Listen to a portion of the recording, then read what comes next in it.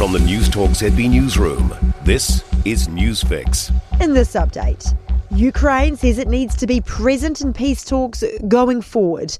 President Volodymyr Zelensky wasn't invited to a high-profile summit between US President Donald Trump and his Russian counterpart Vladimir Putin in Alaska. They met for nearly 3 hours and both expressed interest in having further meetings, but failed to get a ceasefire deal in Ukraine. CNN's Ben Wederman says Zelensky will now travel to Washington, D.C. to meet with Donald Trump this week. President Zelensky has said he is willing to consider the possibility of a trilateral meeting involving President Trump and President Putin.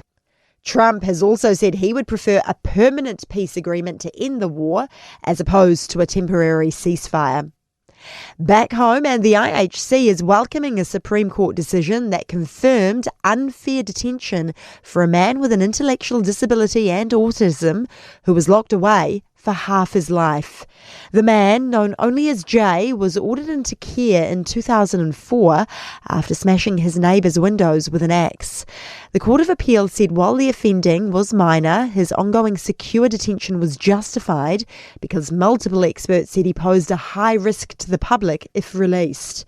IHC Advocacy Director Tanya Thomas says the Supreme Court decision is heartening. They deserve the appropriate support. Their rights they're entitled to under the law should be upheld. And Endometriosis New Zealand says outdated clinical guidelines are causing delays in diagnosis and treatment. New guidelines from the Royal Australian and New Zealand College of Obstetricians and Gynecologists recommend ultrasounds as a first-step diagnostic tool rather than more invasive procedures. Endometriosis New Zealand Chair Dr. Michael Wynne-Williams says long wait times have significant effects on patients.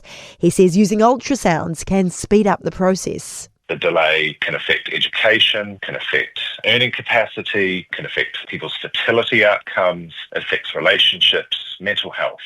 That's news. To sport, and All Blacks flanker Du Plessis-Kirifi has described the balance of workload in starting alongside Ardie Savea for New Zealand against Argentina in their rugby championship game this morning in Cordoba.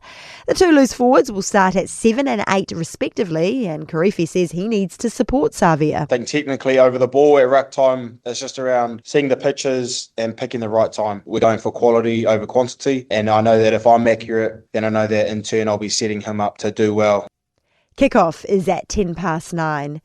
Hamish Kerr has won the men's high jump at the latest Diamond League event in Poland following a season-best leap of 2.33 metres. And the Warriors women have suffered a 20-16 NRLW loss to the Canberra Raiders in Hamilton. That's sport. I'm Diana Vezic. For more news, listen to Newstalk ZB live on iHeartRadio.